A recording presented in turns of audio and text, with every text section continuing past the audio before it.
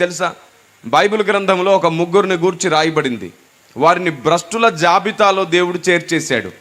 యూదా పత్రిక, మీరు ఆ పత్రికను కానీ గమనిస్తే దేవుడు హెచ్చరికా పత్రికగా ఆ పత్రికను రాయించాడు. ప్రకటన గ్రంథం సిద్ధపాటు పత్రిక అయితే, యూదా పత్రిక హెచ్చరికా పత్రిక. తన ప్రజలు ఎన్ని రకాలుగా ఈడ్చబడతారో దేవునికి తెలుసు. తన ప్రజలు తమలో ఉన్న స్వభావాన్ని బట్టి ఎన్ని రకాలుగా విరిగి నలిగిపోతారో దేవునికి తెలుసు. తన ప్రజలు సాతాను చేత ఎన్ని రకాలుగా మోసపరచబడతారో దేవునికి తెలుసు. వాస్తవానికి ఎందరో ప్రవక్తలు, ఎందరో మహానుభావులు, మహాభక్తులు సహా సాతాను వలలో పడి ఈడ్చబడ్డారు. మనం ఎంత చెప్పండి? దావీదు లాంటి దేవుని హృదయానుసారుడు సహా ఒక క్షణం అలా పడిపోయాడు. సాతాను నిన్ను కూడా అలా పడగొడుతున్నాడు. కానీ దేవుడు నిన్ను నిలబెడతాడు. ఆయన నిన్ను పడనివ్వడు. ఆయన తన చేతిని అడ్డుపెట్టి మరలా నిన్ను కడతాడు. కూలిపోయిన నీ జీవితాన్ని తిరిగి నిలబెట్టగలడు. పడిపోయిన నీ ప్రార్థనా బలిపీఠాన్ని తిరిగి భగ్గున మండించగలడు దేవుడు. దేవునికి మహిమ కలుగునుగాక. దేవుడు ఇలాంటి కార్యము మీ జీవితంలో చెయ్యాలంటే వెంటనే మీరు చేయాల్సింది ఏమిటంటే పశ్చాత్తాపము, రిపెంటెన్స్. పశ్చాత్తాపము కలగాలి. పశ్చాత్తాపముతో దేవుని సన్నిధిలో ప్రార్థించాలి. దేవా, నీవిచ్చిన సమయాన్ని వృధా చేశాను, నీవిచ్చిన అవకాశాన్ని, కృపను నేను వృధా చేశాను. నీ వాక్యమునకు, నీ జ్ఞానమునకు వ్యతిరేకంగా నేను ఆలోచించాను. నా ఆలోచనే కరెక్ట్ అనుకున్నాను, కానీ నీ ఆలోచన గుర్తించలేకపోయాను. ఇలా అనేక రకాలుగా మనల్ని మనం నిందించుకోవాలి. బైబిల్ ఇలా సెలవిస్తుంది, మనకు మనమే తీర్పు తీర్చుకొనిన ఎడల, మనలను మనము విమర్శించుకొనిన ఎడల తీర్పు పొందకుందుము అని. ఈ భూమి మీద ఏదైనా ఒక విషయం గురించి తీర్పు తీర్చబడితే ఆ విషయం మరలా పరలోకంలో తీర్పు తీర్చబడదు. ఆయన శరీరము రక్తము తిని త్రాగక మునిపే ఈరోజు జరిగిన దాన్ని గూర్చి వెంటనే పశ్చాత్తాపపడి, ఆయన శరీరము రక్తము తిని త్రాగడానికి ముందు మనల్ని మనం కడుక్కుంటే, దాన్ని గూర్చి మనం విమర్శిస్తే మరలా తర్వాత రోజు అది లెక్కలోకి రాదు. రేపు న్యాయపీఠం ముందు మనం నిలబడినప్పుడు ఒకవేళ ఈ నిమిషమే మనం చనిపోయినా సరే అది మన మీద మరకగా, మచ్చగా, ముడతగా ఉండదు. బైబిల్ ఏం సెలవిస్తుందో తెలుసా? దేవుడు ఎలాంటి సంఘాన్ని కట్టాలనుకున్నాడు? ముడతైనను, మచ్చైనను, కలంకమైనను, మరి అట్టిది ఏదైనను లేని సంఘం కావాలి దేవునికి. అలాంటి సంఘ నిర్మాణం ఎలా జరగబోతుందో తెలుసా? మనుషుల సొంత బూస్టింగ్ వల్లనో, లేదంటే మనుషుల సొంత ప్రోత్సాహం వల్లనో, లేదంటే ఇన్స్పైరింగ్ మెసేజెస్ వల్లనో కాదు, సాధ్యం కాదు. సంఘానికి పశ్చాత్తాపం కలగాలన్నా, సంఘం క్షేమాభివృద్ధిలోనికి వెళ్ళాలన్నా సమయం ఎక్కువ వాక్యం దగ్గర గడపాలి. మనం ఎక్కువ పాటల దగ్గర, ఆరాధన దగ్గర గడుపుతూ ఉంటాం. ఆలోచించండి, ఆచార సాంప్రదాయాలు సంపూర్ణతనివ్వవు. సంపూర్ణతనిచ్చేది దేవుని ఆలోచన విధానం మాత్రమే. ఎవరో రాబోతున్న కొందరి కోసం వచ్చిన మరికొందరు ఎండిపోతూ ఉంటారు, అప్పటి వరకు కలిసిపోతూ ఉంటారు. ఇది సాతాను వ్యూహంలో భాగమే. బుద్ధి లేని కన్యకలను గురించి తలుపు తెరిచుంచబడలేదు. సమయానికి ఎవరు వస్తారో వారు భుజిస్తారు. కానీ సమయానికి వచ్చిన వారు కూడా ఆకలితో ఉంచడం, ఇది పరిశుద్ధాత్మ దేవునికి దుఃఖాన్ని కలిగిస్తుంది. సంఘం ఎప్పుడైనా సరే చిగురించేది వాక్యం వల్ల మాత్రమే, ఇంకా దేని వల్ల చిగురించదు. వాక్యం వలన మాత్రమే. వాక్యము వలన చిగురించిన సంఘం పాడే పాట స్తుతి అవుతుంది. వాక్యం వలన చిగురించిన సంఘం చేసే ఆరాధన ధూపం అవుతుంది. వాక్యం వలన కట్టబడిన సంఘం ప్రాకారం అవుతుంది, దేవుని రాజ్యం అవుతుంది. వాక్యానికి సమయం లేకుండా, వాక్యాన్ని ఆలోచించకుండా, వాక్యమును గూర్చిన దాహం లేకుండా సంఘం ఎప్పటికీ దౌర్భాగ్యమే కానీ మహాద్భాగ్యం కాదు. బైబిల్ సెలవిస్తుంది, వాక్యమునకు చెవినివ్వక కల్పనా కథల వైపు తిరిగే కాలము సమీపంలో ఉందని. ఆ కాలం ఆల్రెడీ వచ్చేసింది. నేటికి దేవుడు చెబుతున్నదేమిటో ఆలోచించడం మానేశాం.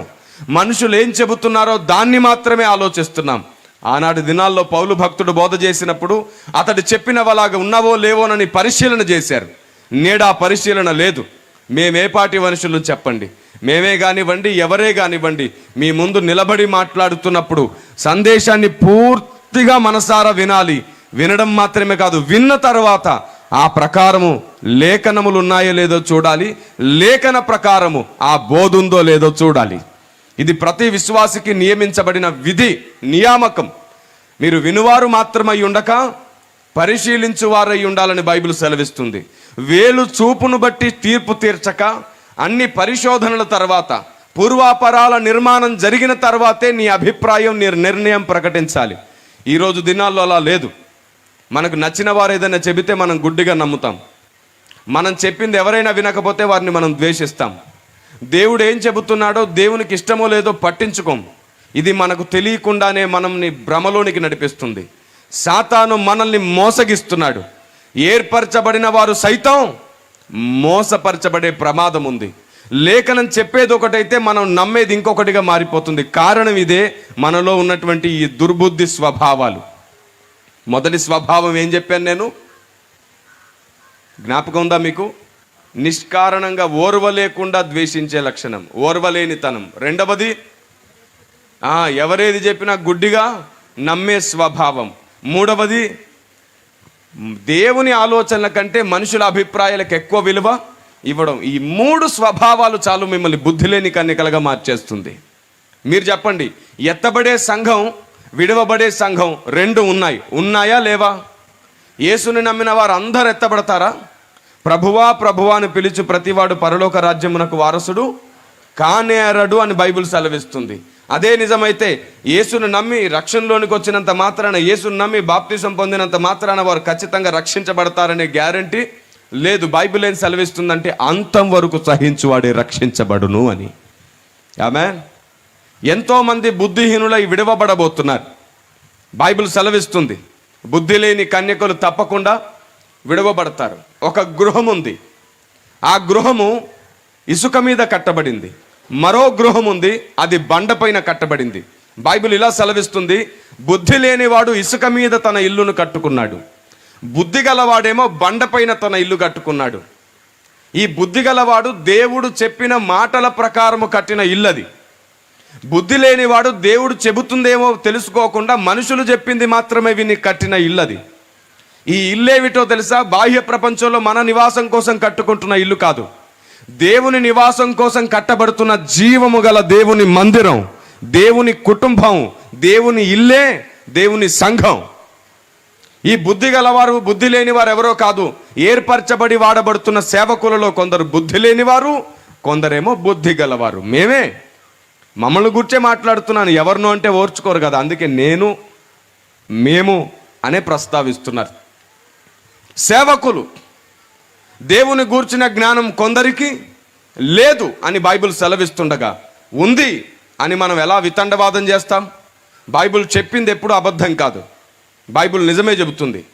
మనలో పాపము లేదు అని ఒకవేళ మనం చెబితే దేవుణ్ణి అబద్ధికుని చేసిన వారం అవుతాం, లేఖనాలను అబద్ధం చేసిన వారం అవుతాం. నీ ఘోర దుర్మార్గ పాపములను, తప్పులను క్షమించగల సమర్థుడు దేవుడైతే వాటిని విమర్శించడమే మొట్టమొదటి గెలుపవుతుంది. వాటిని నువ్వు ద్వేషించాలి. నువ్వు చేసిన వాటిని ఎక్కడ కవర్ చేయకూడదు. నేను ఫలాని కారణంతో చేశాను, నాకు ఫలానా ఆలోచనతో చేశాను, ఇదిగో ఫలాని పరిస్థితులు వచ్చి చేశాను, నాన్ సెన్స్. వాటన్నిటిని పక్కన పెట్టేసేయి. నేను చేశాను, నాది తప్పే. అప్పుడు కలిగే కనికరం, అప్పుడు కలిగే ప్రేమ నువ్వు ఊహించలేవు. నువ్వు కవర్ చేసుకున్నా కొలది ఇంకా ద్వేషం పెరుగుతుంది. నీవు తృణీకరిస్తే ప్రేమ పెరుగుతుంది. నీవు నీలోని పొరపాట్లను పెకలించుకోవడానికి ఇష్టపడితే దేవుని కనికరం దొరుకుతుంది. నేను చెబుతున్నాను, నీకు కలిగిన అనుభవం నువ్వు పడిపోవడానికి కాదు, నీకు కలిగిన అనుభవం పడిపోయిన వారిని అనేకుల్ని లేపడానికే కలిగింది. You are the special person and you are the weapon of God. నువ్వు దేవుని చేతిలోని ఆయుధం, దేవునికి ప్రత్యేకమైన మనిషివి. ఆ ప్రత్యేకమైన మనుషుల జీవితాల్లో ఆది నుండి ఇప్పటి వరకు అవాంతరాలు వస్తూనే ఉన్నాయి. అవి దేవుని అనుమతి వలన కూడా కలుగుతాయి. 7 మార్లు పడినా ఈ ప్రత్యేకమైన మనుషులు తిరిగి నిలబడతారు, అందులోనే, ఆ బురదలోనే ఉండరు. కావాలని ప్లాన్ చేసుకొని పడుతున్నావో, సాతాను ప్రేరేపణ వలన పడుతున్నావో దేవునికి తెలుసు. దేవుడు తీర్పు తీర్చేటప్పుడు ఒకలాగా, మనుషులు తీర్పు తీర్చేటప్పుడు మరోలాగా ఉంటుంది. మీకు ఆ రెండిటి మధ్యలో వ్యత్యాసాన్ని మీ ముందు పెడతాను, జాగ్రత్తగా వినండి. చాలా తక్కువ సమయం నేను మీతో మాట్లాడతాను. ఈ తక్కువ సమయమే ఎక్కువ కాలంలోనికి మిమ్మల్ని నడిపిస్తుంది, నిత్యత్వంలోనికి మిమ్మల్ని నడిపిస్తుంది. ఈ తక్కువ కాలంలో మిమ్మల్ని మీరు పరిశీలించుకోండి, మిమ్మల్ని మీరు కట్టుకోండి, మిమ్మల్ని మీరు విమర్శించుకోండి. బైబిల్ సెలవిస్తుంది, మనల్ని మనము విమర్శించుకునేలా తీర్పు పొందకుందుము. ఒక విషయం దేవుడు నీ ముందు ప్రస్తావిస్తున్నప్పుడు పొరపాటుగా కూడా దాన్ని కవర్ చేసుకోవద్దు. ఎందుకంటే నువ్వు ఎంత కవర్ చేసుకున్న హృదయంతరంగాలు ఎరిగిన దేవుడు ఆయన. నీ మనసుకు ఆలోచన పుట్టకముందే ఆయనకు తెలుసు. ఈ కారణం చేత మీ నోటిని, మీరు పలుకుతున్న మాటలను ముందుగా ఎరిగిన దేవుడు ఆయన అని గుర్తుంచుకోండి. కాబట్టి వాస్తవంగానే ఒప్పుకోవడం నేర్చుకోండి.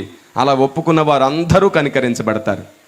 ఇకపోతే మనుషుడు తీర్పు తీర్చే విధానానికి, దేవుడు తీర్పు తీర్చే విధానానికి ఉన్న వ్యత్యాసం చెప్తాను. ఓ చిన్న కథ చెబుతాను. ఆ తర్వాత యూదా పత్రికలోని ఆ వచనాన్ని చదువుకొని ఇంకా ముందుకు వెళ్దాం. ఒక ఆవిడ ఒక షాపులో దొంగతనం చేసింది. అలా దొంగతనం చేసి పరిగెడుతుంటే ఆవిడ ఒక చర్చికి వెళ్ళే స్త్రీ. వాస్తవానికి ఆ చర్చికి వెళ్ళే ఇంకొక ఇద్దరు మార్కెట్ నుండి అదే దారిన వస్తూ చూశారు ఆవిడ్ని. చూసి వారు వెంటనే అందరికీ ప్రకటించేశారు. సంఘములో సేవకులకు, విశ్వాసులకు, బంధువులకు.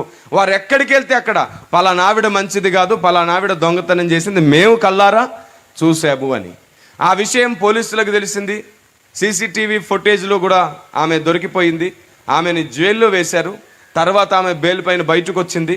ఆమె తన వాదన ఎంత చెప్పినా సరే ఎవరు వినట్లేదు, పరిశీలనకు పూనుకోవట్లేదు. ఆ పరిస్థితుల్లో ఈ ప్రకటన మాత్రం, ఆమె మీద దుష్ప్రచారం మాత్రం జరుగుతూనే ఉంది. సంఘానికి వచ్చింది, సేవకునికి చెప్పింది, విశ్వాసులకు చెప్పింది, జరిగిందేమిటో చెప్పినా ఎవరూ పట్టించుకోవట్లేదు. ఎందుకంటే సీసీటీవీ ఫుటేజ్ టీవీలో టెలికాస్ట్ చేయబడింది. కల్లారం మేమే చూసాము అని. కాలక్రమేపీ కొన్నాళ్ళ తర్వాత ఈ ఇద్దరూ చనిపోయారు. ఆ తర్వాత మరికొన్నాళ్ళకు ఈవిడ కూడా చనిపోయింది. ఎలాగైతే ధనవంతుడు లాజరు చనిపోయారు అలా ఎలా సార్ ఇద్దరు ఒకటేసారి చనిపోయారు అంటే, ఒక విషయం చెప్పేటప్పుడు ప్రభువే లాజరు ధనవంతుల మరణం గురించి మాట్లాడుతూ వారు ఒకటేసారి మరణించినట్లుగా కొంత వ్యత్యాస వ్యవధిలో ప్రకటించారు. అలాగే ఒక విషయం మీకు అర్థం అవ్వడానికి నేను ఈ విషయం చెబుతున్నాను. వీరు చనిపోయారు. చనిపోయిన తర్వాత ఇప్పుడు న్యాయపీఠం ముందు నిలబడ్డారు వీరిద్దరూ, ఈవిడ కూడా. అప్పుడు దేవుడు అడగడం ప్రారంభించాడంట వీళ్ళిద్దరిని, అమ్మా మీరిద్దరూ ఈవిడిని గూర్చి ఎందుకని అనేకులకు ప్రచారం చేశారు అని. వాళ్ళిద్దరు చెప్పే సాక్ష్యం ఏమిటో తెలుసా, మాట ఏమిటో తెలుసా? అయ్యా మేము అబద్ధం ఏమీ చెప్పలేదు కదా, ఉన్న విషయమే మాట్లాడాం అని అంటున్నారు. మరలా దేవుడు అడిగాడు, మీరు ఎందుకని ఈవిడను గూర్చి సంఘాల్లోనూ, సేవకులలోనూ, బంధువులలోనూ, గ్రామాల్లోనూ మీరు దొరికిన ప్రతి ఒక్కరికి ప్రకటించారు, ఎందుకు ప్రకటించారు అని అడిగాడు. ఎందుకు అలా ప్రచారం చేశారు అని.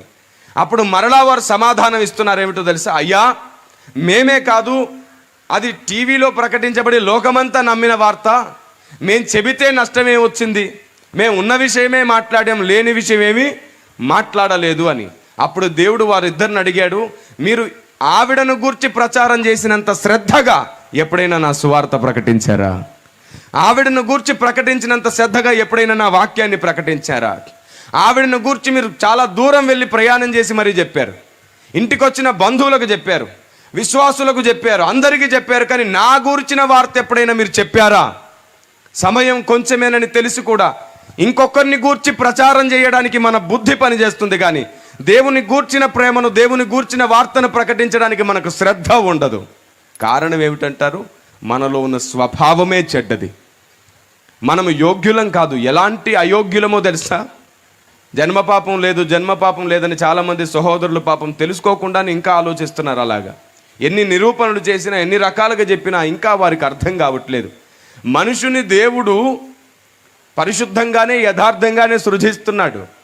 దేవుడు సృజించిన ఆత్మ పరిశుద్ధమే, యథార్థమే. ఎప్పుడైతే శరీరము తల్లి గర్భములో రూపకల్పన పొందుతుందో, ఎప్పుడైతే నిర్మించబడుతుందో, తల్లి తండ్రిలోని స్వభావం ఆ శరీరంలో ఇంజెక్ట్ చేయబడుతున్నాయి ఆటోమేటిక్గా. ఆ రక్తము ద్వారాను, ఆ మాంసం ద్వారాను నిర్మించబడుతున్నటువంటి ఆ నియమము ద్వారాను పాప నియమం శరీరంలో ఉంటుంది. అందుకే పౌలు గారు అంటారు, నా శరీరంలో పాప నియమం ఒకటి ఉన్నది అని. ఎప్పుడైతే మనిషి పెద్దవాడవుతాడో అప్పుడు అది బయటపడుతుంది. చిన్నవాడుగా ఉన్నంత వరకు వాడు దేవునితో సమానం అని అంటుంటాం కదా మనం. పిల్లలు దేవునితో సమానం అంటాం, ఎందుకంటే నిష్కలంకులుగా ఉంటారు కాబట్టి. వారిలో ఎలాంటి స్వభావాలు అప్పటికేమీ పనిచేయదు. కానీ వారికి ఊహ తెలుస్తున్నా కొలది వారి స్వభావాలు బయటకు వస్తాయి. అప్పుడు అర్థమవుతుంది మనం మంచివారం కాదు అని. నేర్చుకోకుండానే చేసేవి కొన్ని, నేర్చుకొని చేసేవి మరికొన్ని. వీటి విషయంలో స్పష్టత కలగాలి. బైబిల్ చాలా స్పష్టంగా సెలవిస్తున్న మాట ఇది. ఇదిగోండి, మనలో అలాంటి ఓ స్వభావం మనకు తెలియకుండానే మనల్ని ఏలుతుంది. హృదయము అన్నిటికంటే ఘోరమైన వ్యాధి గలది అని రాయబడింది బైబిల్ గ్రంథంలో. అంత మాత్రమే కాదు, ఒకని వలన మనం అందరము అవిధేయులుగా చేయబడ్డామంట. ఇప్పుడు పరిశుద్ధాత్మ దేవుడు మనకు చెబుతున్నటువంటి గొప్ప వాక్ అది. ఒకని వలన అనేకులు అవిధేయులుగా చేయబడ్డామంటే ఏమిటండి? ఒకని వలన అనేకులు అవిధేయులుగా చేయబడ్డామంటే అర్థం ఏమిటి? కొత్తగా పుట్టినవాడు కూడా ఈ లెక్కలోనికే వస్తే ఖచ్చితంగా వాడు ఆత్మలో అవిధేయుడా, వాడి శరీరంలోని స్వభావం అవిధేయతతో కూడినదా? యేసు ప్రభుని గురించి ఏం రాయబడిందో తెలుసా? ఒకని వలన అనేకులు అవిధేయులుగా ఎలాగూ చేయబడిరో అలాగే ఒకని వలనే మనమందరము విధేయులము, నీతిమంతులము అంట. Praise the Lord. ఒక్కడు పాపం చేస్తే మనందరికీ శాపం వచ్చింది, ఆ ఒక్కడే మన కొరకు బలియాగం చేస్తే మనందరికీ విమోచన కలిగింది. దేవునికి స్తుతి కలుగునుగాక. ఆమేన్. మనలో స్వభావం ఉంది, అది మనల్ని ఈడ్చుకొని పోతుంది. మనకు తెలియకుండానే మనం మంచివారం కాదు. ఎలాంటి మంచివారం కాదో తెలుసా? అబ్బా తండ్రి అని పిలవడానికి కూడా యోగ్యత లేని వారము. అంత నీచ స్వభావము మనది. మన స్వభావాలను మనం ఎప్పుడు ప్రేమించకూడదు. అందుకే మనం మన ప్రాచీన స్వభావమును విడిచిపెట్టి నవీన స్వభావమును ధరించుకోవాలని బైబిల్ సెలవిస్తుంది. క్రీస్తు యేసును కలిగిన ఈ మనసు మీరును ధరించుకోండి అని బైబిల్ సెలవిస్తుంది. కాబట్టి మనల్ని మనం ఎప్పుడు కవర్ చేసుకోవద్దు. దేవుడు మనల్ని చేసినప్పుడు బాగా చేశాడు, మన ఆత్మని యథార్థంగా చేశాడు, మన శరీరం విషయంలో కూడా దేవుడు యథార్థంగానే చేశాడు. కానీ ఏం చేద్దాం? మనం ఒక పులిసిపోయిన ముద్దలో నుండి వస్తున్నాం. పులిసిన ముద్దలోంచి వచ్చే ఏది కూడా మంచిది కాదు. ఆత్మ యథార్థంగానే ఉంటుంది. పసితనంలో వాడు ఎప్పుడైతే ఊహ తెలిసి ఎదుగుతాడో వెంటనే వాడిలో అవిధేయత ప్రవేశిస్తుంది. మనం వద్దన్నదే చేయడం చేస్తుంటారు. ఇక అక్కడి నుండి ప్రారంభమవుతుంది. ప్రతిదీ అవిధేయతగా మారిపోతుంది. లోకం చెప్పేది కూడా వింటాడు, చూస్తాడు, నేర్చేసుకుంటాడు. కాబట్టి మనం బ్రతకడానికి కూడా యోగ్యులము కాదు అని రాయబడింది. ఆయన బ్రతకమని సెలవిచ్చాడంట మనల్ని. దేవునికి స్తోత్రం కలుగునుగాక. అసలు నీ స్థాయి ఏమిటి? ఏ స్థితి నుంచి నువ్వు లేపబడ్డావు? నీ యోగ్యత ఏమిటి? ఎన్నిక లేని నిన్ను ఎన్నిక ప్లేసులో పెడితే మరలా నువ్వు చేసే పని అదా అని దేవుడు మరలా నిన్ను ఒకసారి నిలదీస్తున్నాడు. ఈ గ్రామంలో, ఈ సంఘంలో ఈ మాటలు వింటున్న ప్రతి ఒక్కరిలో కావలసింది ఏమిటో తెలుసా? మనము చిగురించడానికి ఇంకొక అవకాశం ఉంది. ఇప్పటి వరకు చాలాసార్లు నువ్వు మాట ఇచ్చి తప్పావేమో. ఈరోజు నువ్వు దేవుణ్ణి వేడుకో, నీ మాటను దేవుడు అంగీకరించడానికి సిద్ధంగా ఉన్నాడు. ఈ నిమిషమే నువ్వు వెంటనే నీ మనసును మోకరింపజేస్తే మరో నిమిషం సాతాను నిన్ను ఏలడు. వాడి అధికారం నీ మీద లేకుండా దేవుడు చేస్తాడు. దేవునికి స్తుతి కలుగునుగాక. దేవుడు అప్పుడు అడుగుతున్నాడు వాళ్ళిద్దరిని, ఎప్పుడైనా మీరు నా గురించి ఇంత శ్రద్ధగా సువార్త చేశారా అని చెప్పి దేవుడు ఏమన్నాడు తెలుసా? మీరు ఆవిడని గురించి చెడ్డ ప్రచారం చేయడానికి మీ దగ్గర ఆధారం ఉంది, మీరు చూశారు, సీసీటీవీ ఫుటేజ్ ఉందని కూడా మీరు చెప్తున్నారు. కానీ మీకు ఒక విషయం తెలుసా? అది జరక్క మునిపే జరుగుతుందని నాకు తెలుసు, మీరు చూస్తున్నప్పుడే నేను కూడా చూశాను. అయినా సరే మీరు చూడనిది కూడా నేను చూడగలిగాను. అసలు ఏం జరిగిందో తెలుసా? ఒక దొంగ ఆవిడింటికి వచ్చి తన కూతుర్ని పట్టుకొని తన కూతురు పీక మీద కత్తి పెట్టి ఆవిడ్ని బెదిరించాడు. ఎదురుగా ఉన్న ఆ షాపులో నుండి నువ్వు డబ్బు దొంగతనం చేసి నాకు ఇవ్వాలి, అలా ఇవ్వకపోతే నీ కూతుర్ని నేను చంపేస్తాను అని. అలా బెదిరించిన కారణం చేతనే ఈ తల్లి అక్కడికి వెళ్ళి ఆ పని చేసి వచ్చి వాడికి డబ్బులు ఇచ్చి తన కూతురుని విడిపించింది. ఇది నేను చూశాను. ఆవిడ ఎందుకు చేసిందో మీరెవరూ ఆలోచించలేదు. కేవలం చేసింది చేసింది చేసిందని మాత్రమే అన్నారు. కానీ ఎందుకు చేసిందో కూడా నేను నా కుమార్తెను చూశాను. నా కుమార్తె దోషి కాదు, నా కుమార్తె నిందితురాలు కాదు, నా కుమార్తె బాధితురాలు అని చెప్పాడు దేవుడు. దేవునికి మహిమ కలుగునుగాక. భయపడద్దు, బాధపడద్దు. నీవు నిందితురాలువో బాధితురాలువో దేవునికి తెలుసు. జరిగిన దానిని తప్పును తప్పుగానే ఒప్పుకొని దాన్ని అసహించుకొని ఇక మీదట ఇలాంటి తప్పులు చేసే వేల మందికి నువ్వే దేవుని చేతి ఆయుధం అవ్వాలి. నువ్వు దేవుని నోటి శబ్దమై వాడబడాలి. దేవునికి మహిమ కలుగునుగాక. నీలాంటి పొరపాట్లు చేసేవారు అనేకులు ఉన్నారు. నువ్వు పడ్డావంటే పడిపోయి ఉండడానికి కాదు, నీవు లేచి పడేవారిని అర్థం చేసుకోవడానికి. ఈనాటి దినాల్లో ఎలా ఉందో తెలుసా అండి పరిస్థితి? సంఘంలో అధిక పరిశుద్ధత ఎక్కువైంది, అధిక నీతి ఎక్కువైంది. అంటే దేవుడు చెప్పినది కాకుండా ఆలోచించే విధానం అన్నమాట.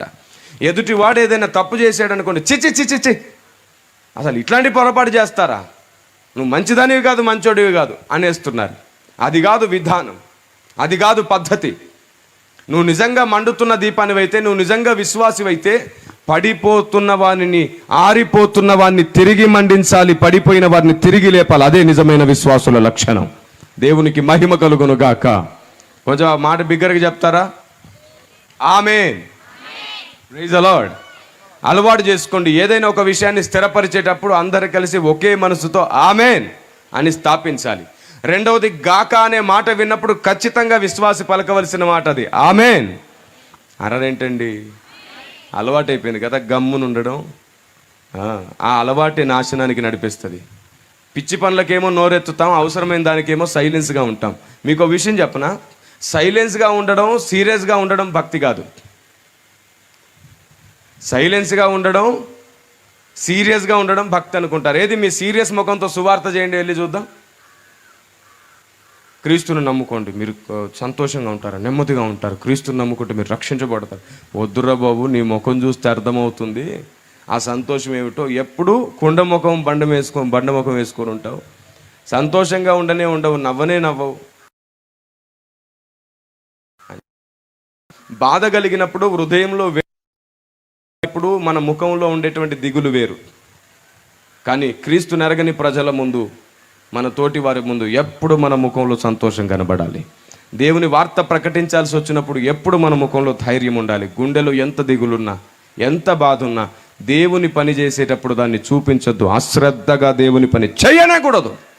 దేవుని పని ప్రారంభించాము అంటే చాలు, అక్కడ మనం అన్నీ మర్చిపోవాలి. వెనుకున్నవి మర్చి ముందున్న వాటి కొరకు పరిగెత్తాలి. దేవునికి మహిమ కలుగును గాక. లైన్లోకి వచ్చారు, very good, praise the Lord. అలాగూ సేవకుని నోటి మాటల వలన బుద్ధి నేర్చుకొని దేవుని జ్ఞానము పొందడానికి సాగి వెళుతూ ఉండాలి సంఘం.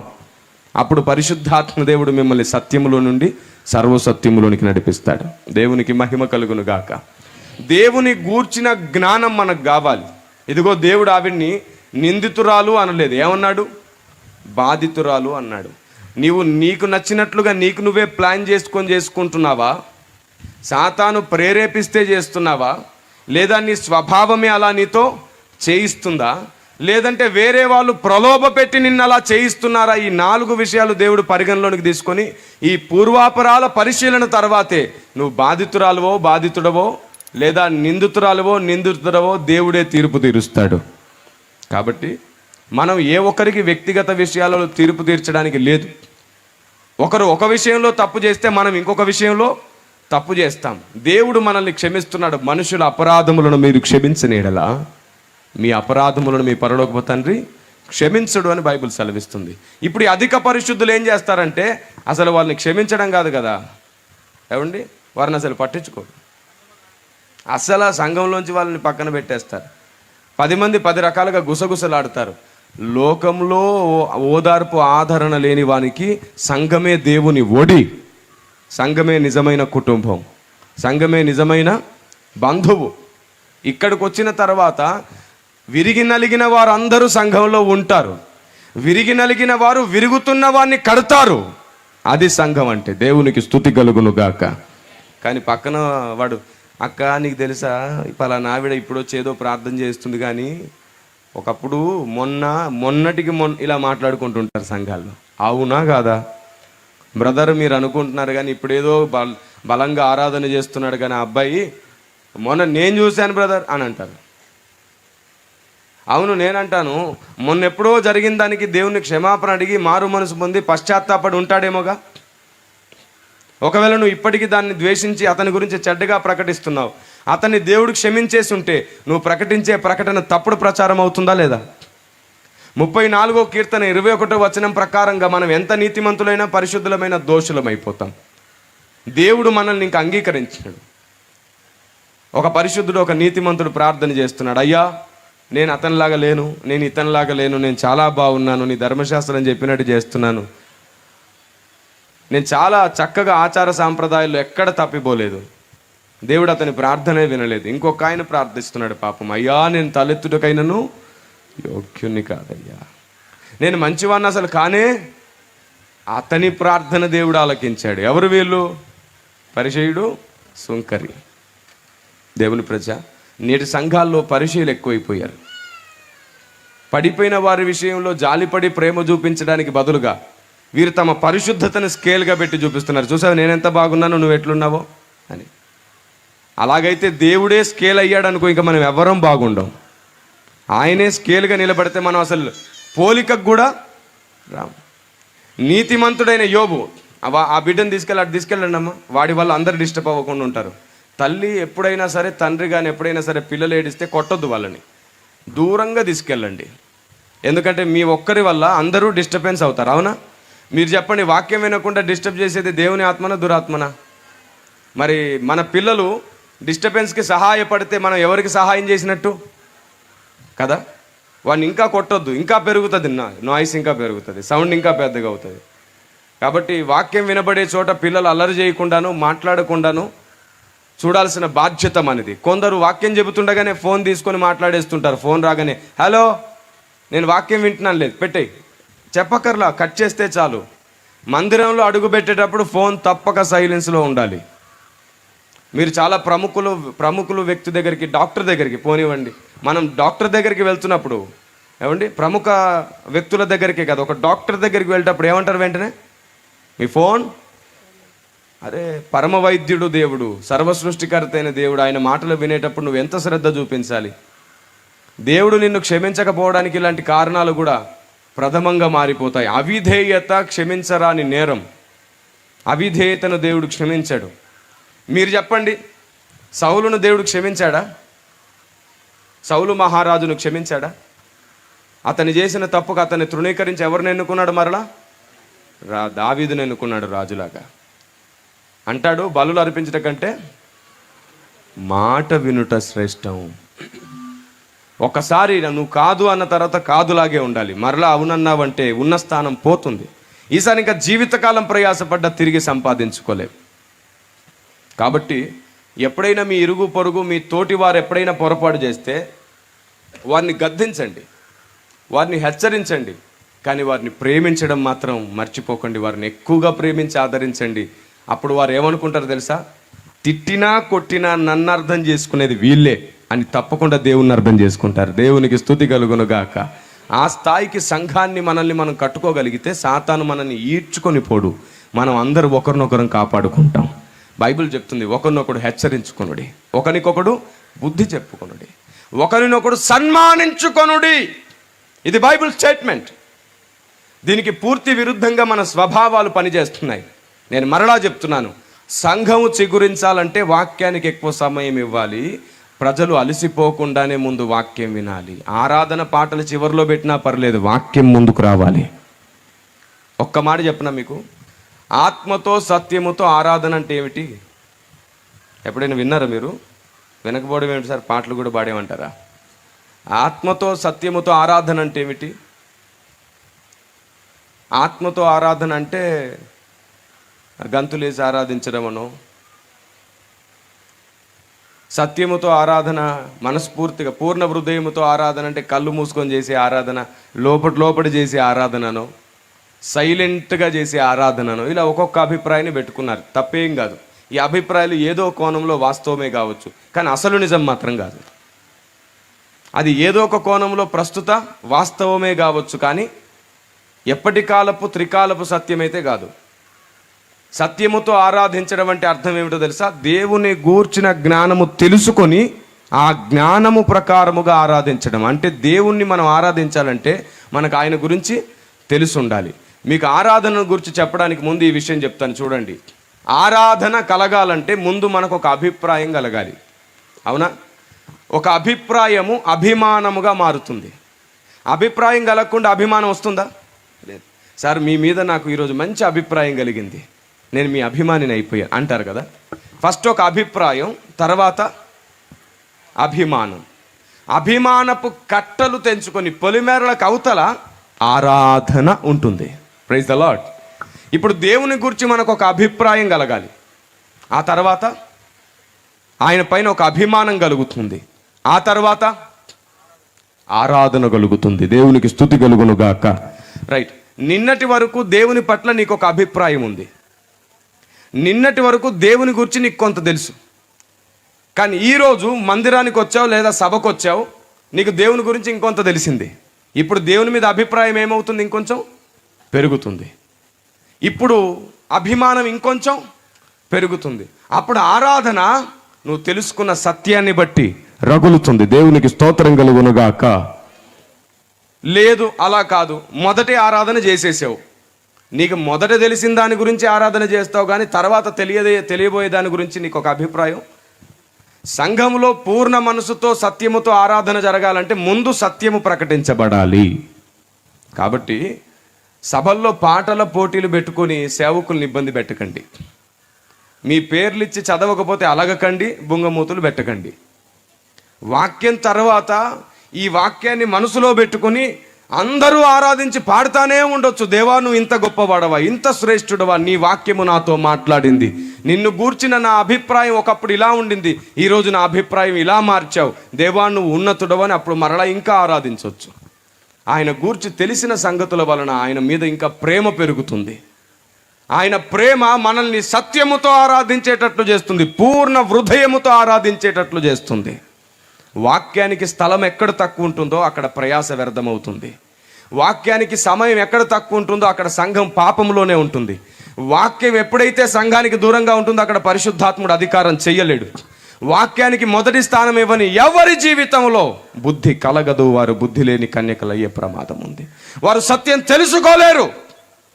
మనుషులు నియమించిన వాటి కంటే కూడా దేవుడు నియమించిన వాటిని ఎక్కువ ప్రథమంగా ఎంచేవాడే ఫలిస్తాడు. బైబిల్ ఇలా చెప్పబడింది, మీరు మనుషుల పారంపర్య ఆచారములు చొప్పున నడుచుకొనొచ్చు, దేవుని లేఖనములను నిరార్థకము చేయుచున్నారు అన్నాడు. కాబట్టి మనకు ఆచార సాంప్రదాయాల కంటే కూడా లేఖనమే ప్రధానంగా ప్రాముఖ్యంగా మార్చుకోవాలి. అదే ప్రధానం, అదే ప్రాముఖ్యం. దేవునికే మహిమ కలుగును గాక. మీరు చెప్పండి, మన జీవితాలు లేఖనములు చెప్పినట్లుగా కట్టుకోవాలా, మనుషులు పెట్టిన నియమముల ప్రకారం కట్టుకోవాలా? కదా, లేఖనాలను పక్కన పెట్టుకుని ఆ నియమాలతో కట్టుకున్నాం అనుకుంటే అవి ఎంత గొప్పవైనా సరే మనకు రక్షణ మార్గాన్ని మాత్రం ఇవ్వలేవు. మనకంటే నీతిమంతులు లోకంలో ఎందరో ఉన్నారండి, అవునా? మనకంటే పరిశుద్ధులు, యథార్థవంతులు, నిష్ఠాగరిష్ఠులు ఎందరో లోకంలో ఉన్నారు. కానీ వారి జీవితంలో రక్షణ లేదు. రక్షణ లేకపోవడానికి గల కారణం ఏంటో తెలుసా? మనుషుని నీతి దేవుని దృష్టికి మురికి గుడ్డలు. దేవుని నీతిని వెంబడించడం నేర్చుకోండి. నేను మరలా చెప్తున్నాను, నాకు నచ్చింది మీరు చేస్తే మీకు ప్రయోజనం ఉండదు, దేవునికి నచ్చింది మీరు చేస్తేనే మీకు ప్రయోజనం ఉంటుంది. నేను కూడా నాకు నచ్చింది మీరు చేయాలనుకోకూడదు, దేవునికి నచ్చిందే మీరు చేయాలనుకుంటే నాకు ప్రయోజనం ఉంటుంది. దేవునికి స్తుతి కలుగును గాక. కాలం సమీపిస్తుంది. ఏ రోజు నేను పోతానో ఏ రోజు మీరు పోతారో తెలియదు. ఉన్న రోజే ఆయనకు నచ్చినట్లు బ్రతుకుదాం, ఉన్న రోజే ఆయనకు నచ్చిందే చేద్దాం. రేపటి రోజు గురించి నువ్వు ఈరోజే ప్లాన్స్ వేస్తున్నావేమో, కానీ ఈరోజు ఏ గడియ నీ జీవితం ముగుస్తుందో తెలియదు. ప్రతి గడియ కళ్ళు మూసుకున్న మరుక్షణం దేవుని ఒడిలో ఉండగలిగే ధైర్యాన్ని పొంది బ్రతుకుదాం. దేవునికి స్తుతి కలుగునుగాక. కాబట్టి 3 రకాల స్వభావాలు మనల్ని దుర్మార్గతలోనికి నడిపిస్తున్నాయి, అసత్యంలోనికి నడిపిస్తున్నాయి. ఈరోజు చూడండి, ఎక్కడైనా ఎవరైనా ఒకరిని గురించి ఒక వార్త చెబితే నిజమా అబద్ధమా తెలుసుకోకుండా నమ్మేస్తాం. మనం గుడ్డిగా నమ్మేస్తాం. ఇది నిజమా అని సాతాను ప్రశ్నిస్తాడు, మనం ఇది అవునా అని నమ్మేస్తాం. అవ నుండి మనకు అదే స్వభావం సంతరించింది. జాగ్రత్త, జాగ్రత్త. నేను ఒక్కటి చెప్తున్నాను, ఒకరి గూర్చి చెడ్డ వార్త నువ్వు వినడం ద్వారా నీకు ఏ ప్రయోజనం ఉండదు. మంచి వార్త వినడం ద్వారా నీ ఆత్మీయ క్షేమాభివృద్ధి కలుగుతుంది, మొదటిది. రెండవది, ఒకరిని గూర్చి నువ్వు చెడ్డ వార్త వినడం నీకు భక్తి సాధనకు ప్రయోజనం కూడా అవుతుంది. ఏంటో తెలుసా? ఆ వార్త వినగానే వారి కోసం నువ్వు కన్నీళ్లు గార్చి ప్రార్థించాలి. అయ్యా నా సహోదరుడు, అయ్యా నా సహోదరి, దేవా వారిని తిరిగి కట్టు, నిలబెట్టు అనే బాధ్యత నీకు కలగడానికి ఆ వార్త నీ చెవిన పడుతుంది. కానీ మనం ఏం చేస్తాం? ఆ వార్త మన చెవిన పడగానే బాధ్యతగా మోస్తాం, పక్కన బాధ్యతగా మోస్తాం. 3 పూటలు తినడం కూడా మర్చిపోతామే, కానీ ఈ 3 పూటలు ప్రకటించడం మర్చిపోం. అక్క, చెల్లి, అమ్మ, నీకు తెలుసా పలానా వాళ్ళు ఇలాగా అని చెప్పేస్తా ఉంటాం. ఒకరిని గూర్చి చెడుగా నీకు తెలియడం నీ భక్తి సాధనకు పరీక్ష. అది అలా నీకు తెలిస్తే నువ్వు ఏం చేస్తావు అని, అలా నీకు తెలిస్తే నువ్వు ఏం చేస్తావు? దేవుని కాళ్ళు పట్టుకొని బతిమాలాలి. ప్రభువా, వాస్తవానికి సమర్థులు వారు, వాస్తవానికి ఉన్నతులు వారు, వారి ఆలోచన విధానం గొప్పది, తిరిగి నిలబెట్టు ప్రభువా, తిరిగి కట్టు ప్రభువా, లోకంలో అందరూ పోవు మార్గంలోనే పోయాడు ప్రభువా, తిరిగి కట్టు నాయన అని బతిమాలుకోవాలి, కానీ పక్కవారితో కాదు చెప్పాల్సింది. బైబిల్ చెప్తుంది పరుని గుట్టు దాచుకోవాలంట. Price the lord. పొట్టలో దాచుకోవాలంట. పరును గుట్టును బయట పెట్టేవాడు నీతిమంతుడు కాదు. బైబిల్ సెలవిస్తుంది ఒక ఆయన్ని నీతిమంతుడు అని. ఎవరో తెలుసా? ఆయన రహస్యముగా విడనాడాలనుకున్నాడంట. అందరి ముందు నిందించక రహస్యముగా విడనాడాలనుకున్నాడంట. ఎవరు ఆయన? యోసేపు. మీకు తెలుసు, మరియ విషయంలో నిందించడానికి ఇష్టపడలేదు. అతని లేఖనం నీతిమంతుడయ్యుండి నిందించడానికి ఇష్టపడక రహస్యంగా విడనాడాలనుకున్నాడంటే అర్థం ఏంటో తెలుసా? దానికి నేనే కారణం, నా వలననే అది జరిగింది, ఆవిడనేమి చెయ్యకండి అని చెప్పి నింద తన మీద వేసుకునే ప్రయత్నం చేస్తున్నాడు. ఎందుకంటే తనకు ఆ విషయంలో అనుమానం కలిగింది. వాస్తవానికి యూదుల నియమం ప్రకారంగా అలాంటి ఒక అనుమానం కలిగితే, అలాంటిది ఒకటి నిజమని తేలితే రాళ్ళతో కొట్టి చంపేస్తారు. అయ్యో మరియను నేను నిందిస్తే రాళ్ళతో కొట్టి చంపేస్తారు, కాబట్టి నాకు నిజానిజాలు తెలియదు, కాబట్టి నేను ఆమెను నిందించను, అది నా తప్పేనని అందరూ అనుకుంటారు, నేను ఎక్కడికైనా వెళ్ళిపోతాను. ఎందుకంటే ఇతడు వెళ్ళిపోయాడు అనుకోండి, ఏమనుకుంటారు అందరూ? యోసేపు తప్పు చేసి వెళ్ళిపోయాడు అనుకుంటారు, మరియను విడిచిపెట్టేస్తారు, అయ్యో పాపం అంటారు. ఆ స్థితిలో అనేకులను కాపాడేవాడు నీతిమంతుడు. ఇప్పుడు మీరు చెప్పండి, మీకు ఎవరి వార్త అయినా మీ ఇంటి దగ్గరకు వస్తే, మీ దగ్గరకు వస్తే మీరు ఏం చేస్తున్నారు? వెంటనే పొట్టుబ్బరం కదా, ఎప్పుడెప్పుడు ఎవరు వస్తారా ఊరికే గేట్ వైపు చూస్తాం, ఎవరైనా వస్తే బాగుండు, చెప్పేస్తే బాగుండు. Gas trouble.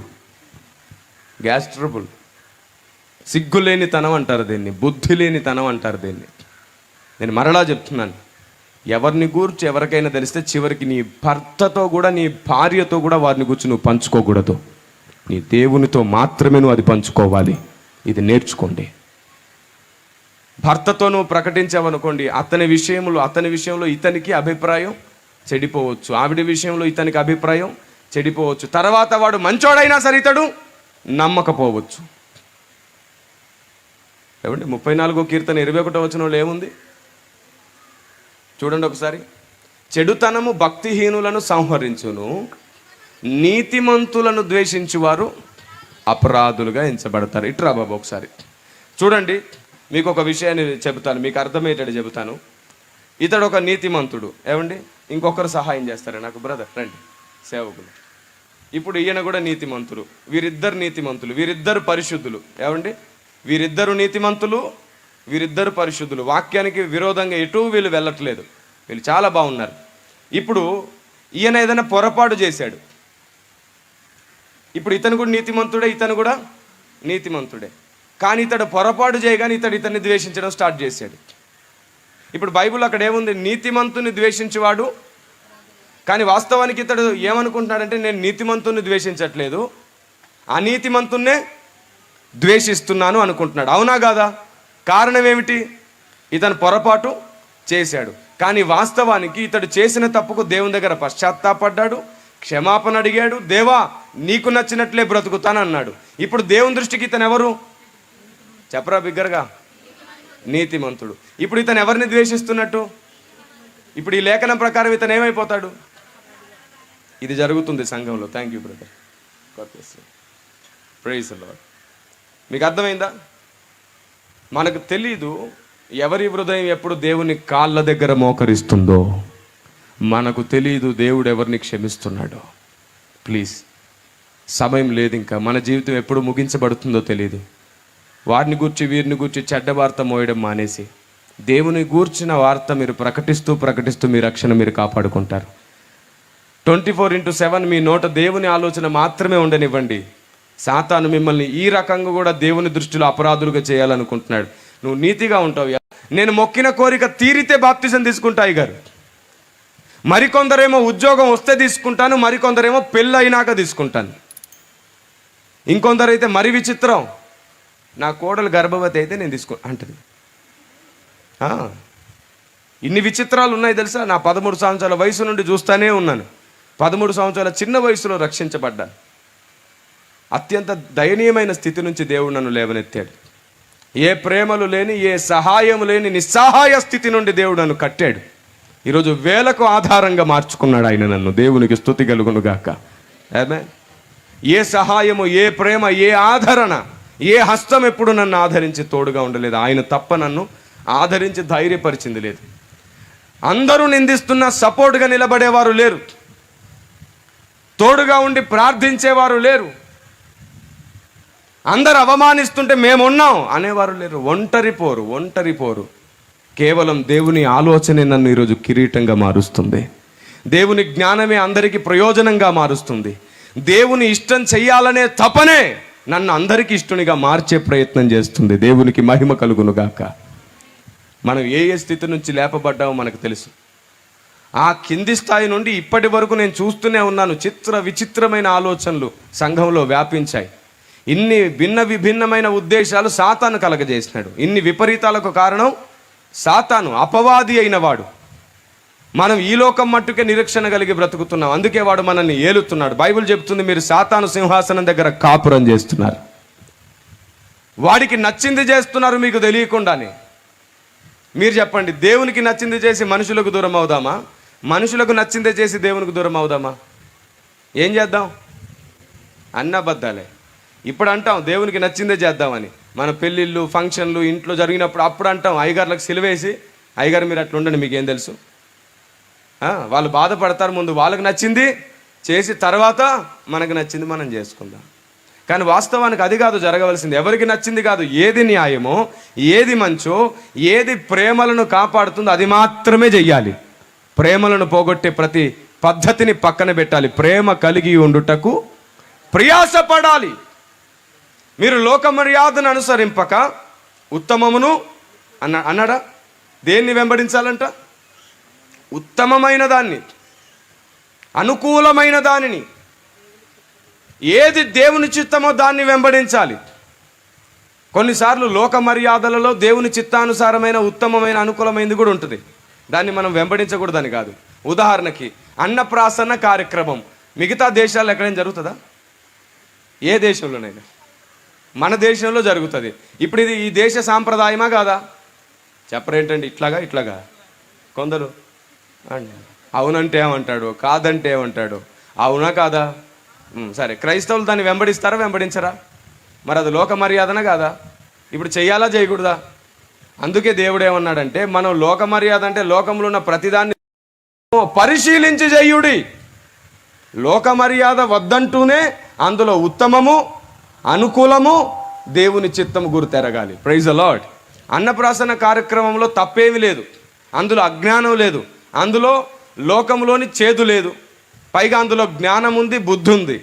దాన్ని చూపించుకొని మనం సంఘాన్ని హెచ్చరించవచ్చు, బుద్ధి చెప్పవచ్చు, కట్టవచ్చు కూడాను. మన చుట్టూ జరిగే వాటిని బట్టి మనల్ని మనం ప్రోత్సహించుకొని, మనల్ని మనం హెచ్చరించుకొని కట్టుకోవడానికే జరుగుతున్నాయి. అన్నప్రాసన కార్యక్రమం దేనికి ఉపయోగపడుతుంది? మనకు సంఘానికి బుద్ధి చెప్పడానికి. మనం అక్కడ బాలుడు నడవవలసిన త్రోవను వానికి నేర్పుము అని మాత్రమే చెప్తాం. ప్రతిసారి అదే చెప్తాం. పుట్టిన పిల్లోడు మొదలుకొని వాడు ముసలోడేదాకా అదే మాటలు, చనిపోయేదాకా మూలోపదేశాలే. బైబిల్ అలా చెప్పట్లేదు. బైబిల్ చెప్తుంది, ఇక మనము మూలోపదేశములను మానుకొని సంపూర్ణుల మౌటకు సాగిపోదాము. మనం రక్షణలోని పసితనంలో, ప్రారంభపు దినాల్లో, చిన్నతనం, అప్పుడు మనకేమీ తెలియదు. అప్పుడు మనం పాల లాంటి ఆహారమే తింటాం. పౌలు గారు అంటారు కదా, నేను మిమ్మల్ని పాలతోనే పెంచి తిని కానీ అన్నముతో పెంచలేదు. కాబట్టి వాక్యంలో పాల లాంటి ఆహారం ఉంది, బుద్ధిని నేర్పే ఆహారం ఉంది, ఎలా బతకాలో నేర్పే ఆహారం ఉంది, భక్తుల జీవితాలను చెబుతూ హెచ్చరించే ఆత్మీయ పరమార్థపు ఆహారం ఉంది. వీటి వలన మనకు ప్రయోజనమే. ఇదిగో అన్నప్రాసన్న కార్యక్రమం చేస్తున్నాం, వీడిప్పుడు పాలు మానుకొని బలమైన ఆహారము తినడం నేర్చుకోవాలి. దానికి సూచనగా ఇప్పటి నుండే చిన్నగా బలమైన ఆహారం ముట్టిస్తున్నాం, నోట్లో చిన్నగా పెడతాం. పెట్టిన రోజు ఒక స్పూన్ పెట్టామనుకోండి, గుట్టుక్కుమంటాడు. అవునా? చనిపోడా? ఎవడు అన్నప్రాసన రోజు ఎప్పుడైనా మీరు స్పూన్ తినిపెట్టేశారు? ఎప్పుడైనా వాడు మెతుకు పెడితే కూడా అది బయటకు వస్తుంది, ఎందుకంటే వాడికి అలవాటు లేదు. కానీ ఆ రోజు తర్వాత రోజు ఒక్క 10 రోజుల్లో నేర్చేసుకుంటాడు తినడం. ఓ నెల రోజుల తర్వాత ఒక ఎముక ఇవ్వండి, చప్పరిస్తా కూర్చుంటాడు. గుర్తుకొస్తున్నాయా? ఒక 6 నెలల తర్వాత మెల్లిగా మాంసం నమలడం ట్రై చేస్తాడు. వాడికి పళ్ళు రాకపోయినా ట్రై చేస్తాడు. అంటే వాడు బలమైన ఆహారం తినడానికి ప్రయత్నిస్తున్నాడు. అలా వాడు ఎదుగుతున్న కొలది బలమైన ఆహారమే తినాలి, కానీ పాలు తాగుతూ ఉండకూడదు. ఇప్పుడు మీరు చెప్పండి, ఒక పిల్లవాడు సంవత్సరం 2 సంవత్సరాల వరకు మనం పాలు ఇవ్వగలం, అంతే కదా. కొందరికి ఫ్యాషన్ అయిందిలేండి, 6 నెలలకే మానేస్తున్నారు. మరి అట్లాంటి వాళ్ళు పిల్లల గండం మానేస్తే మరీ మంచిది. సిగ్గులేని తల్లులు వాళ్ళు, బుద్ధి లేని తల్లులు, వాళ్ళు పిల్లల గండం మానేస్తే చాలా మంచిది. కృతజ్ఞతలు మీకు. ఈ ఫ్యాషన్కు ట్రెండింగ్ మైండ్ సెట్ ఉన్న వాళ్ళందరూ పిల్లల గండం మానేసేయండి. ఒకసారి నువ్వు బిడ్డను కన్నావంటే కనీసం 1.5 నుండి 2 సంవత్సరాలు పాలు ఇవ్వాల్సిందే. ఒకప్పుడు 6 నెలలు నడిచింది. పెద్దలు అంటుంటారు, నీకే కొడుకున్నాడా, నీకే కూతురుందా? మా అమ్మ మా నాన్న చిన్నప్పుడు మమ్మల్ని అలా వదిలేసి పనికి వెళ్ళే వాళ్ళు అంటారు. బుద్ధి ఉందేటండి పెద్దలు మీకు?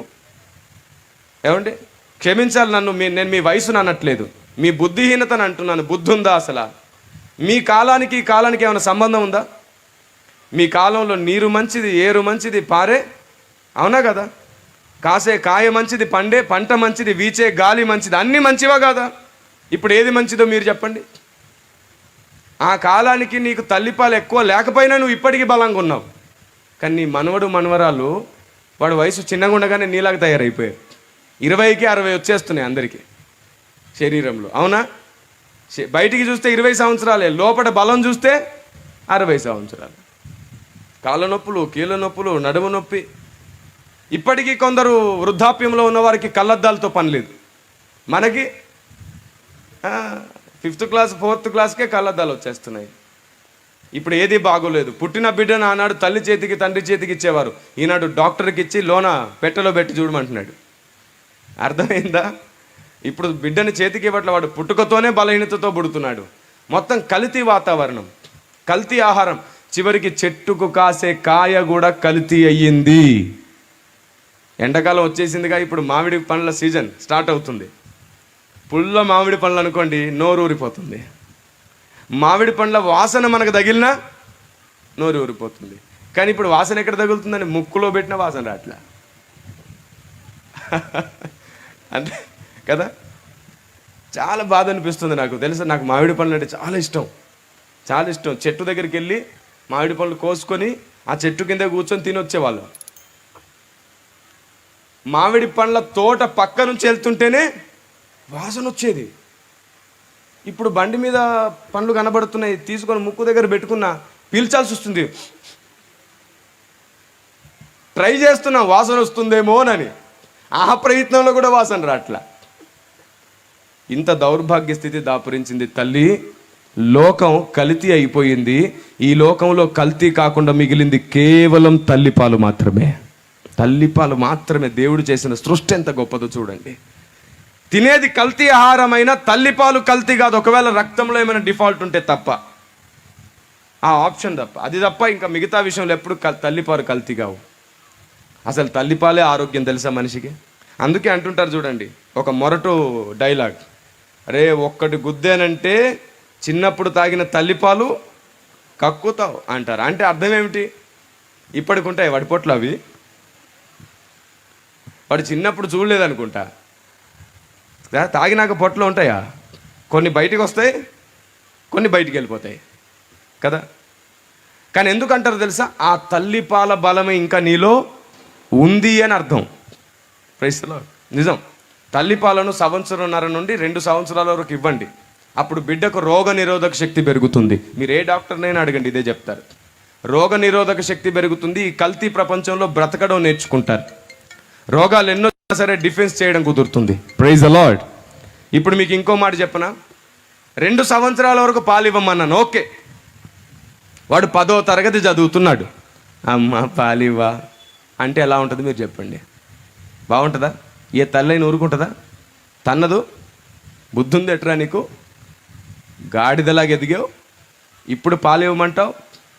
సమాజం ఒప్పుకోదు, తల్లి కూడా అలాగే. అలాగే విశ్వాసి పసితనములో పాల లాంటి ఆహారం తినవచ్చు, కానీ ఎదిగిన తర్వాత కూడా పాస్టర్ గారు పాలు అంటే తన్నాల్సి వస్తుందిగా, మరి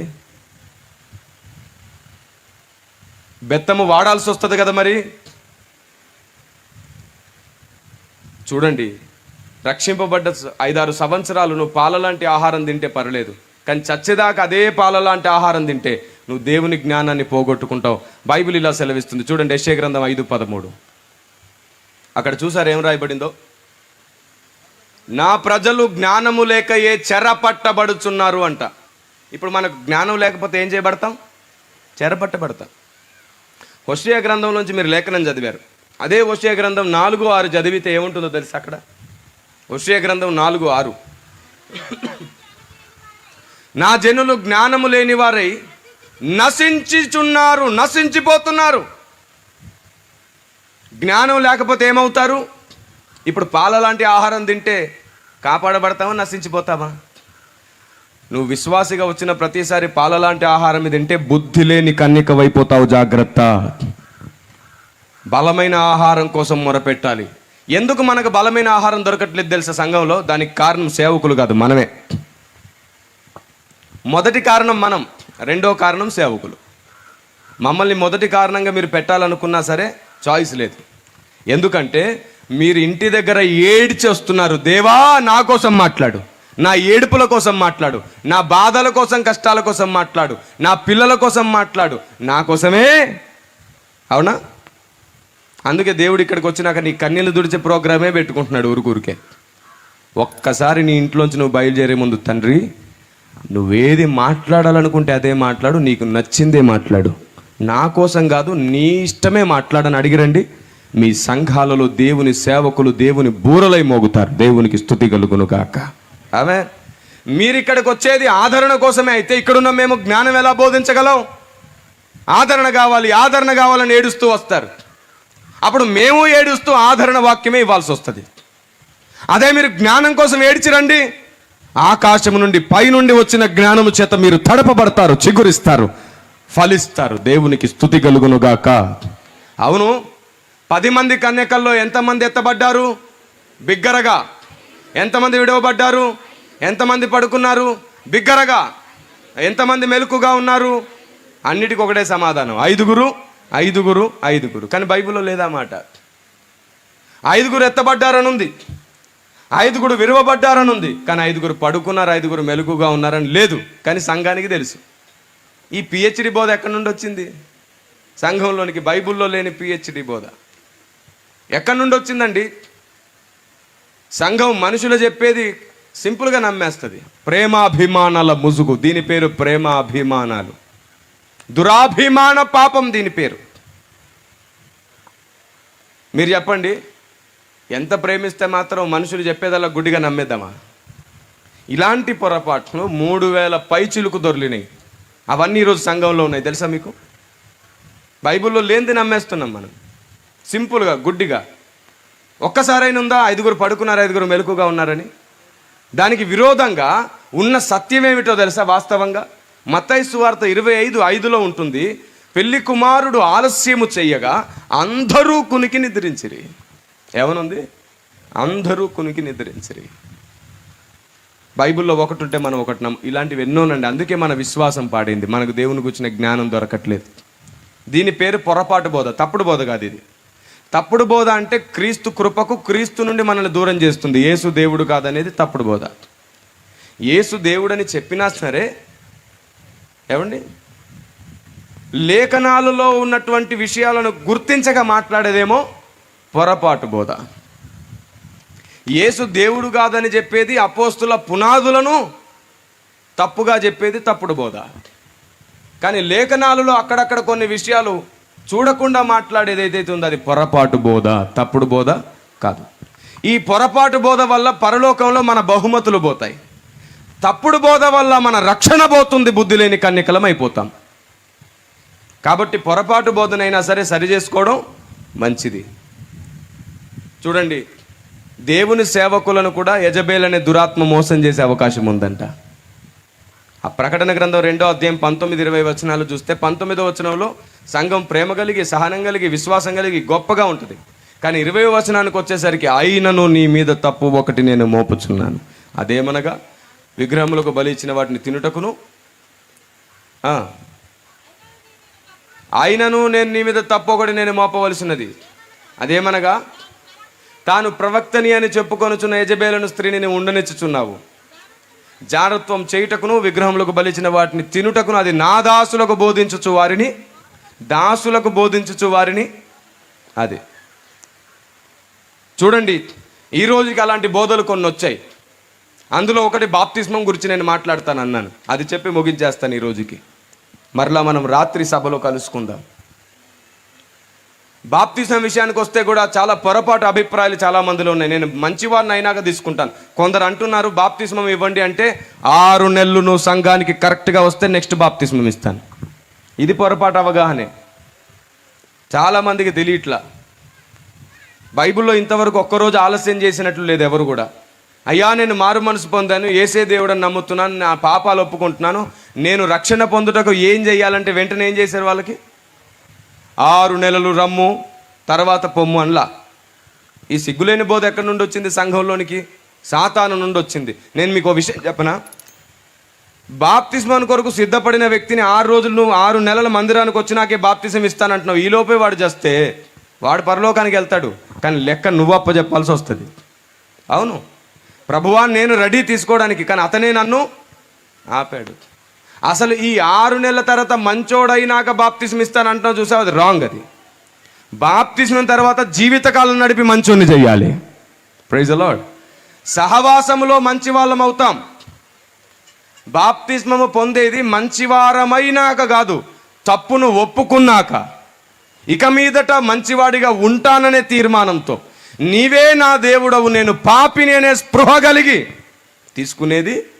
అవును, మంచివాడికి బాప్తిస్మమా, తప్పులు ఒప్పుకున్నాడికి బాప్తిస్మమా? పాపుల కోసం వచ్చాడా, మంచి వాళ్ళ కోసం వచ్చాడా? మరి నువ్వేమంటున్నావు? మంచోళ్ళని అయినాక. నేను చెప్తున్నా అసలు ఎవ్వరం మంచోళ్ళం కాలేదు. బాప్తిజం తీసుకున్న తర్వాత మంచోళ్ళం అయ్యవా? సరే నీకు మాట చెప్తున్నాను, 6 నెలలు అబ్జర్వేషన్లో ఉంచి బాప్తిజం ఇస్తాను. ఈ బాప్తిజం తీసుకున్న తర్వాత మంచిగా ఉంటాడని గ్యారంటీ కూడా ఇవ్వాలి. నువ్వు ఇవ్వగలవా? మరి ఇవ్వలేనప్పుడు ఈ 6 నెలలు అనవసరమైన ప్రాక్టీస్ ఏంటి? అయ్యా నేను పాపిని, యేసే నా దేవుడని నమ్ముతున్నాను, రక్షణ వెంటనే బాప్తిజం ఇచ్చారు బైబిల్లో.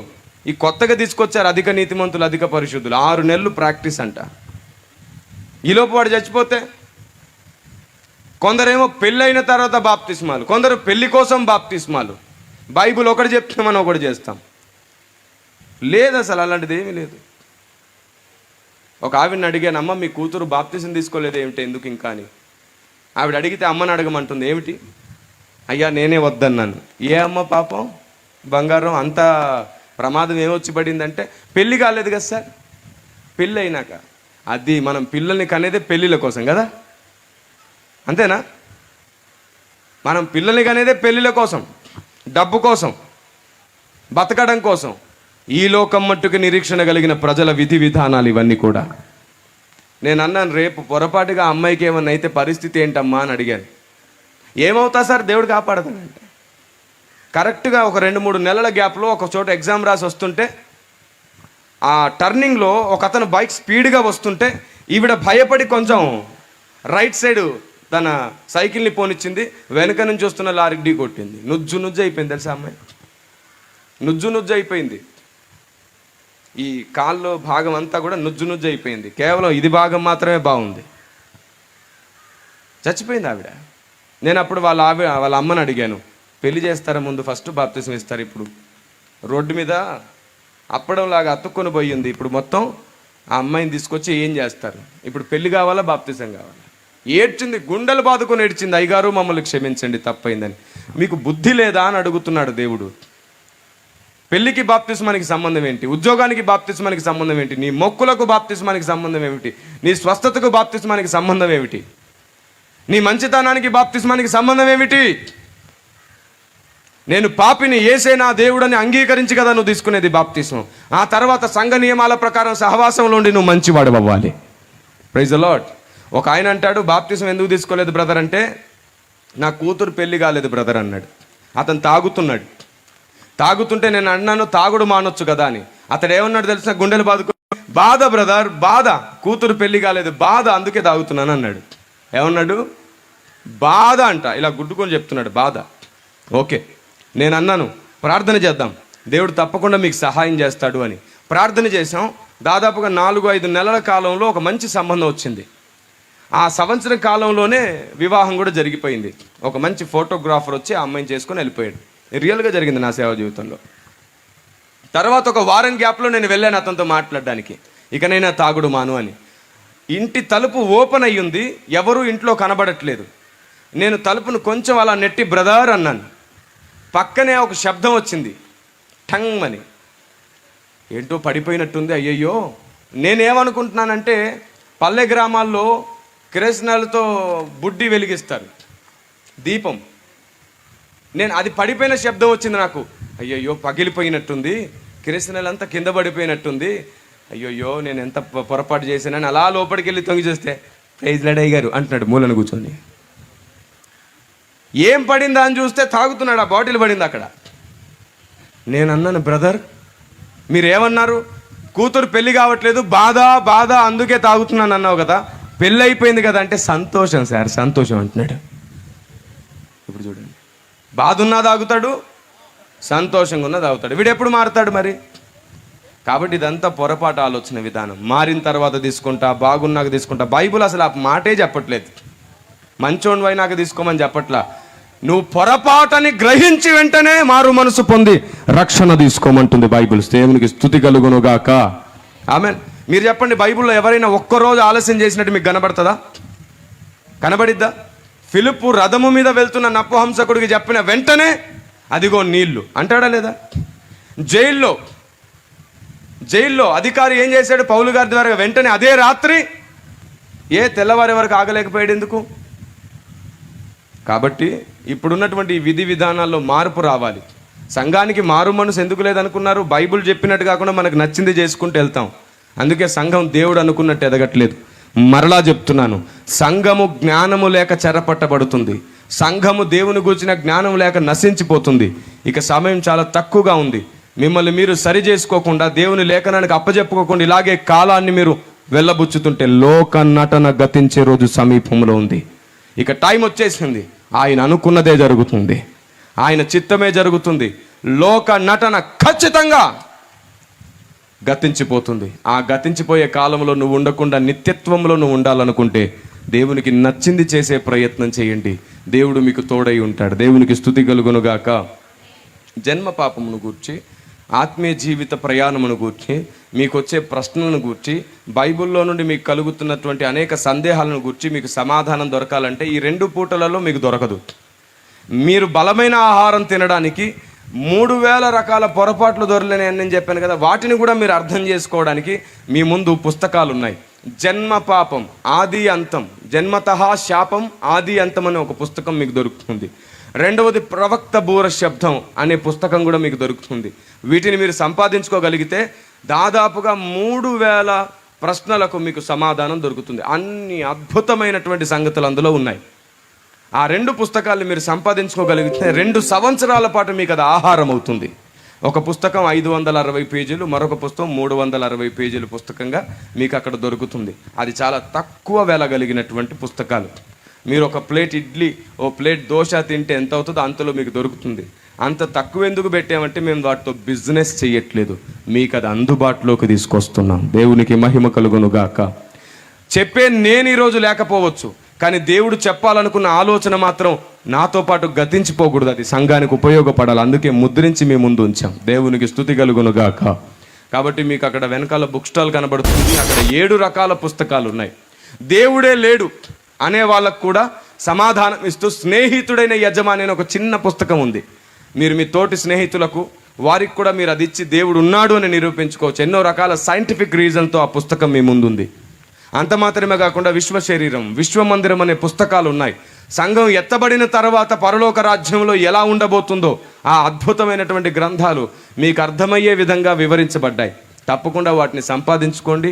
దేవుడు మీరు బ్రతుకుండగానే మిమ్మల్ని కట్టి ఆయన చిత్తానుసారమైన మనుషులుగా, ఆయన కుటుంబముగా మిమ్మల్ని మార్చునుగాక.